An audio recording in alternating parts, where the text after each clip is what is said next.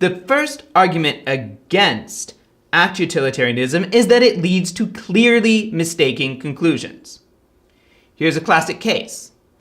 Suppose that you have a sheriff in a small town, and there's been a series of horrible murders, and the sheriff has figured out who did it.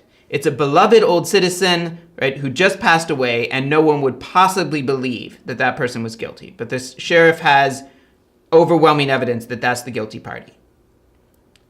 On the other hand, the sheriff could pin the blame on this miserable, in the sense of subjectively miserable, constantly unhappy, right, elderly drifter who came through town about the time the murders started. The sheriff knows he's innocent, but he knows he can get the town to believe that the drifter did it. Right? So he wants to arrest the drifter, charge him with the crime. Right? The jury is almost certain to convict him. He'll be executed. Right? The town will be satisfied. Things will calm down. The murder's already done. Right? The danger isn't more murders because the murderer is dead. Right? But it will keep it looks like there's going to be some riots, right? And people will probably get killed in the riots. Probably the drifter himself. Now, an act utilitarian at first glance seems committed to saying that what the sheriff ought to do is frame the innocent man.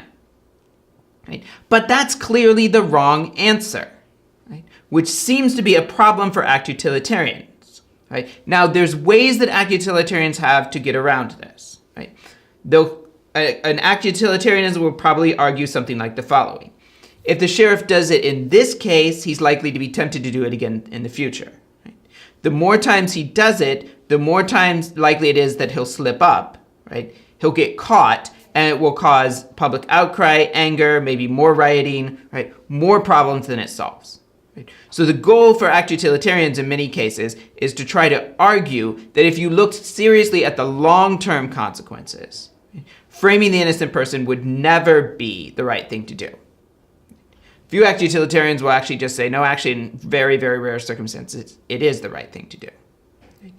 In any case, one of the problems with act utilitarianism, right, is that it does seem to lead to clearly wrong outcomes in certain circumstances.